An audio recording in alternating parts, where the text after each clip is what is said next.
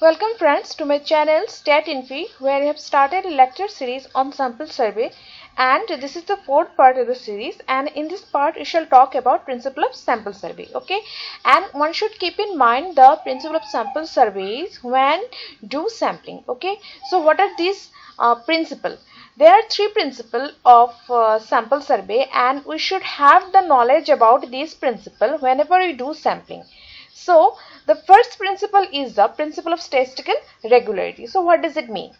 Principle of statistical regularity states that a moderately large sample drawn from the population possesses on an average all the characteristics of the population on the condition that each and every unit of the population are equally likely to be selected in the sample. Okay, and the condition will be fulfilled when we draw the sample from the population randomly.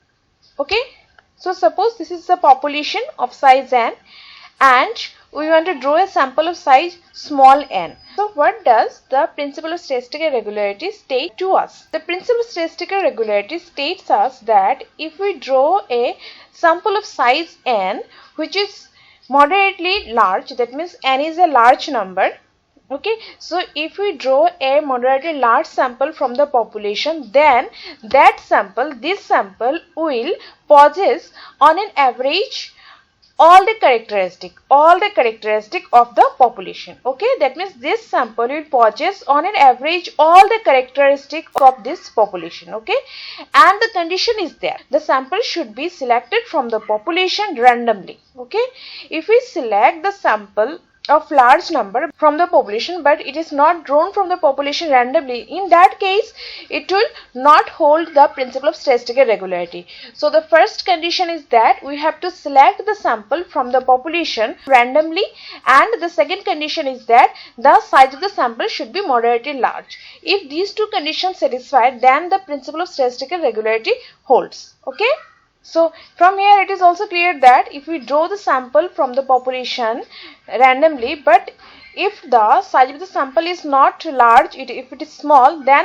also the principle of statistical regularity does not hold here.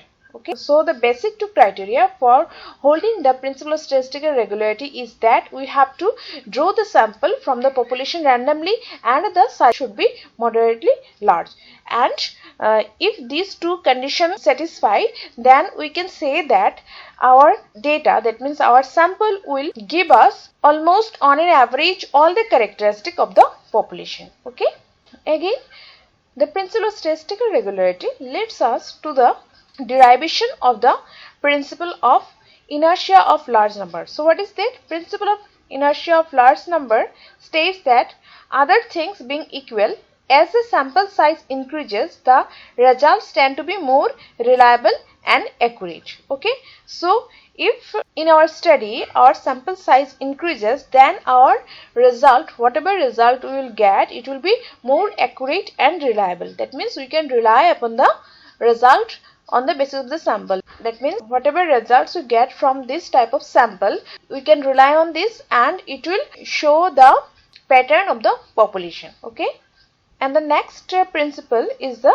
principle of validity. It means whatever sample we get from the population, we have to analyze it. Okay, and on the basis of the analysis we can infer about the population. Okay, but the condition is that we cannot apply any such statistical tools or technique to such a sample which is not derived from the population randomly. Okay, that means if we draw the sample from the population without using the process of randomness, then we cannot apply any statistical techniques or tools or tests to our sample data. Okay, so the necessary condition for principle of validity is that we have to select the sample from the population randomly. Okay, that means each and every unit of the population has an equal probability to being selected in the sample. Okay, so this is the meaning of selecting sample from the population randomly. Okay, that means if we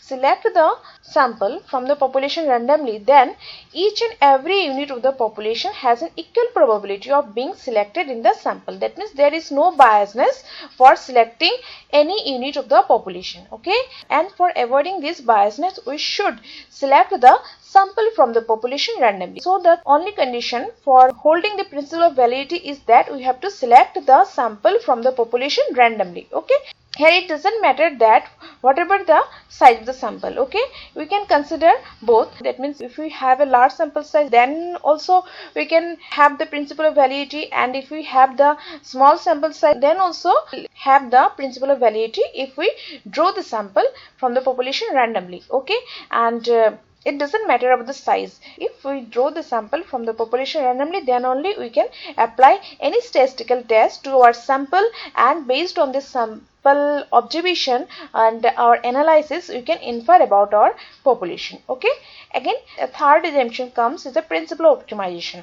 So what is this principle of optimization? So from the word optimization, you can understand that you have to maximize our profit and minimize our loss. Okay, so how can I do this here? So here in place of profit, we will talk about efficiency of the design, and in place of loss, we will talk about the cost of the design with the resources at our disposal. Okay, that means with the minimum cost and time, we have to achieve a given level of efficiency, or we have to obtain maximum possible efficiency with given level of cost and time. Okay, so how we can measure the efficiency? We can measure the efficiency like this: 1 by variance of t. So what is this? The reciprocal of the sampling variance of an estimate provides a measure of its efficiency, while a measure of the cost and design is provided by the total expenses incurred in terms of money and manpower. Okay, so how can we measure efficiency here? We can measure efficiency by using this formula, that means reciprocal of the sampling variance. So what does the sampling variance means? Sampling variance gives us a difference between the statistics and the parameter, or you can say that it will gives us the information about the distance between the sample and population. Okay, so if the difference between the statistics and parameter is less, in that case our efficiency will be higher. That means whatever sampling design we are using, by applying that design, we will get maximum efficiency from the study. Okay, so this sampling variance gives us a distance between the statistics and the parameter, and if the difference between the statistics and parameter is less, then we will get the maximum efficiency for the sampling design. Okay, and we have to minimize our cost. We can measure the cost of the study through the time involved in it and the money for continuing the study. Okay, so we have to take care of these two facts. Here you can see that there are three principles. First one is the principle of statistical regularity, second one is principle of validity, and third one is principle of optimization. Okay, so the third principle, that means the principle of optimization, makes balance of these two. How?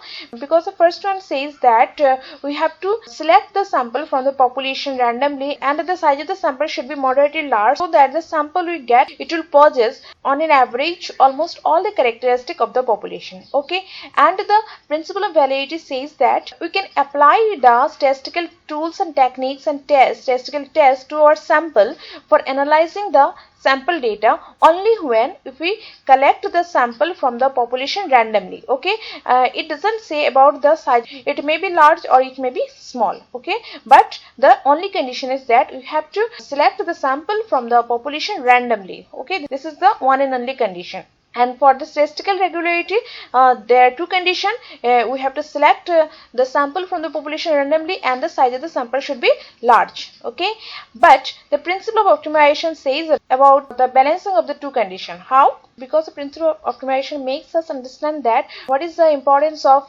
efficiency as well as time. Okay, so if we select a large sample size, then it will require much time to complete the study. Okay, and it will also need more money to continue the study. So we have to take care of these two also. That means we have to determine the size of the sample, and it should not be too large so that we can have lots of time and money to complete it or to continue continue the study. And again, it is not going to be too small, so that whatever inference we draw from the sample for the population, we don't have sufficient confidence about our inference. Okay, that means we have to consider the sample size in such a way that our cost of the study will be minimum, as well as we can get maximum information about the population from this sample. That means the efficiency of our study will be greater. Okay, and the efficiency of our study will be greater only when the difference between the statistics and the parameter will be less.